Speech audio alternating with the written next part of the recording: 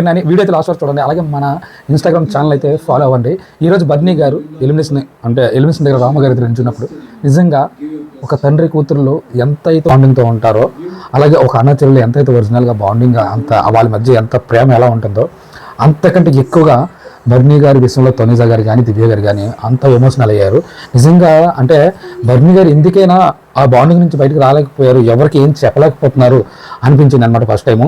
నేను ఆ కారణం నుంచి అయితే ఈరోజు బర్నీ గారు అయితే వెళ్ళిపోయారు బయటికి.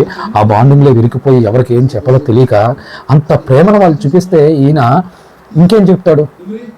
బర్నీ గారిపై అంత ప్రేమను వాళ్ళు అవసరం చూపించినప్పుడు వాళ్ళ దగ్గర నుంచి పైకి ఎలా రాగలరు?